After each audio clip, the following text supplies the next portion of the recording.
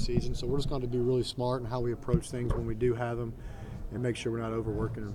How about offensive leaders during off-season workouts? I guess who's standing out to you on your side? Obviously Ben's up front. He's doing the things that he used to do in the past. He's a guy that I've really watched because I want to see how he's adapting, like he was asking, adapting how the other guys are taking to him, and I think he's one of the guys that really stands out. Dev Waz working really hard. Mike Woods is working extremely hard and doing some good things up front, offensive line wise. Those guys are really pushing each other. A couple of them have already changed their body. Myron Cunningham, he's only been here a month and a half or so, and power clean 345 the other day, and his body just looks extremely a lot better. A lot of those guys are doing some really good things. Colton Jackson, is he a tackle or guard? Tackle. He still needs to stay. Yes, sir. Yeah, he's going to start at left tackle and be a heck of a competition and battle at that spot, and we'll see how it plays out. But obviously, we think that Colton's played a lot of football around here and has the ability to help us somewhere. If he does lose that position or if he does win that position, whatever it may be, we're going to look to try to get him on the field. Who's your center right now? Todd Clary. So you got definitely yes, sir. Not playing any guard or anything. You're keeping. Not right now. He's going to start spring at center, and we'll see. We're going to work a couple other guys in there and see how they do. But if they do well, we might cross-train Ty a little bit at guard. TJ Hammond's healthy enough to go through the spring. TJ, as far as I know, is healthy. I don't know what his status is at this point. About your receivers, who are you looking at right now? Just about all of them. We want to see what they all can do. We've challenged some of the older guys to do more.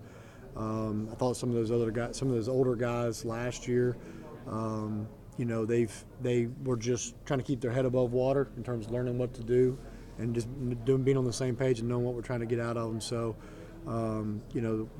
challenging all of them to do more, and we got to see who the best ones are and put the best ones on the field. What's the confidence factor? Just coming off a 210 season, just kind of how do you get them, thinking better about themselves? Yeah, I think one thing is just getting back out on the field.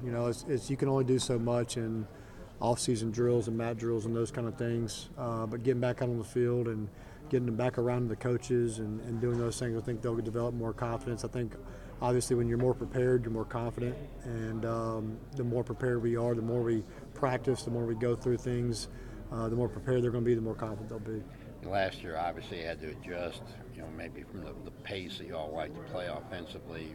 What do you look for this spring? Do you try and go back to what you did at SMU, or do you still think maybe you have to modify it? Yeah, we're talking through all those different scenarios. We've studied a lot around the SEC and looked at different teams and doing different things. And there's going to be times where we try to play like we did at SMU extremely fast. There's going to be times where we want to slow it down and maybe eat some clock. So, we got to do what we do. And in spring, that's what we're going to keep going back to what we do and keep working that, but also have the capability of slowing down if we need to as well. Anybody in the offensive line makes big strides during the spring or during the winter with weight lifting or anything? I don't have all the numbers where they used to be and where they are now. I do know that our strength staff is pretty excited about where a lot of those guys are. Coach, last year, at the end of the year, Coach Morris said you guys got about 30% of the playbook in. How much more do you expect to get in? In the spring, we want to go back and we want to really get good at what we do. The offense will come, but we got to get good at something. And last year, we didn't feel like we were good enough to do certain things that we wanted to do, but we've got to go back and just get good at our base philosophy, what we believe in. If times get tough, this is what we're going to hang our hat on, and that's what we're going to go back and really make sure we get good at that. And then we'll see how our guys are doing. Obviously, there's not a whole lot of newness this spring, so hopefully we can continue to grow it as we progress through spring ball. You mentioned Mike Woods earlier. You had four-star receivers too. With those guys kind of all together, how do you feel about the potential of that group? But I guess and just being more explosive offensively. Yeah, we need to be more explosive. I think we were dead last year in that category, and That's something we've got to really challenge our guys. We're going to do some things in practice to make it more fun to hit a home run, to have a big play. We're going to make it more fun for those guys to want to be included in that. But we definitely got to be better. Adding some guys to the mix, is obviously going to help competition. I think if you have the more competition you have, the better you're going to be. And so, hopefully that's exactly what it brings is more competition, and it really challenges some guys to get better, because if I'm not doing what I'm supposed to do, this guy's going to pass me up and I'm not going to get to play. So I think that'll bring the best out of everybody. So what are some of those things that you can do, I guess, that you said fun things that you can get guys to kind of make? Yeah, like at SMU, we had a deal where, like, if you hit a big play, if you're one of the guys, we had like a fun deal. We had a GA take them a baseball bat and they threw it up and hit a home run. Just something fun. You've seen the turnover chains and the turnover belts and the turnover trash cans and all that. So offensively, that was something in practice. We got tired of our defense, throwing a ball in a trash can. So we got a bat and a ball, and if you hit a big play, we let you take a swing at the fence. So it's something to add fun to practice and break up the monotony of practice, and make it a big deal. Really celebrate the fact that you hit a big play. You just want to see the guys play with some swagger too. A little bit, yeah. I mean, a lot of that comes with confidence, and I think when you only win 2 games last year, you obviously deflates you a little bit, and you lose a little confidence. But you go back to work, you put your head down, and you work harder, and you do the things it's got to take to get better. And again, being more prepared will get you more confident, and definitely playing with a lot more swagger. Aside from Cunningham and Hicks, anybody kind of these mid-semester transfers or early enrollees that are kind of catching your eye at all?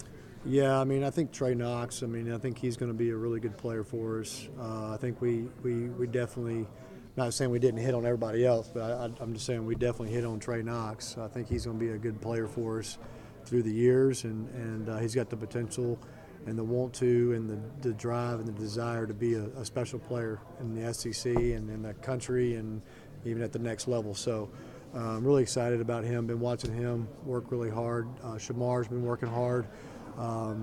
He's starting to study a little bit more and doing those things off the field that he's got to do, take care of his business. But the one that really has caught my eye besides Myron is Trey.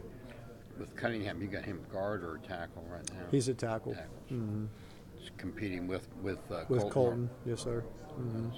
So was it Trey and Steph that started the snag crew thing back during? I think it was Trey, and I think Trey started it, and Steph caught on. But they had a ever since I've known Steph, he's always had a slogan or a name for his room, and that was a deal that Trey had ever since we were recruiting him. As far as I know, he had Snag Crew CEO, and then he changed it whenever he signed here because he's not the CEO anymore. Step is. So I think Step took over that role. So it's just, again, something fun and something that we started playing this game. Everybody started playing this game because it was fun at one time in their life, and even being at the highest division in college football, you got to keep it fun, and it's all about that. If the guys aren't having any fun, then they're not going to be the best player they can be.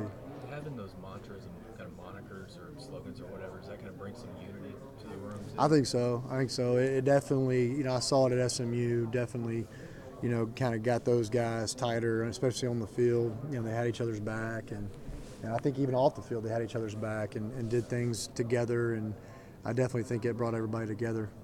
That's Chase Hayden. He comes kind of in and out last year, it seemed like. Yeah, he's good. He's working hard.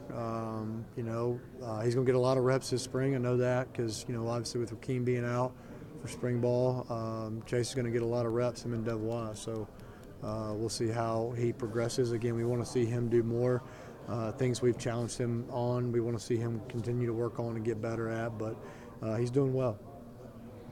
What have you seen from Ben Hicks so far as leadership abilities? Just in a short time here at Arkansas, I know he was with the NFL. Yeah. I mean, I've seen everything I saw at SMU. The guys seem to flock to him. He is a leader. The thing that makes him a leader, I believe, is his competitiveness and his toughness. Our guys don't know how tough he is yet, but they will. They'll know that pretty quick when he headbutts one of them pregame. but he loves to win. He hates losing, as a lot of people do. I get that, but I mean, he's a competitor. He loves to compete at anything, and so I've really seen him, not come in, saying, "Here, I'm the guy," and all that kind of stuff. He's tried to, find his way through and learn the other guys' names and learn about them, learn where they're from, learn their families. And I think that's made him more of a leader in terms of now guys want to go kind of throw with him or hang out with him because they kind of get to know who he is as a person. What's Boyd's availability? He's out. He's out for spring. He'll do some non-contact. We're hoping after spring break, but he won't be touched all spring. His shoulder, wasn't it? Shoulder. So you think he can be full go in the fall? Or Oh yeah, he'll be. I think every indication I've gotten is he's going to be fine come fall camp. I think if we had maybe a month or two more in spring, I think we would get him back. But it's been an injury. It's been injured for a while. Something that he needed to get fixed, and we needed to get it fixed sooner than later for him. What about tight ends? How's it looking in the spring? It's good. We're gonna. I don't know if this has been announced or what, but we're gonna look at Chase Harrell a little bit at tight end. See if he can he's a big body kid, high points the ball well, runs well for a tight end. And so he's put on a little bit of weight. We're going to look at him there. Obviously, you have CJ and Grayson, and Mixon chasing that group, along with Kern and Hayden Johnson. We're excited about where we are there at that position still. And then obviously adding Hudson whenever he gets here in the summer. Again, feel really good about that room. Appreciate it, Joe.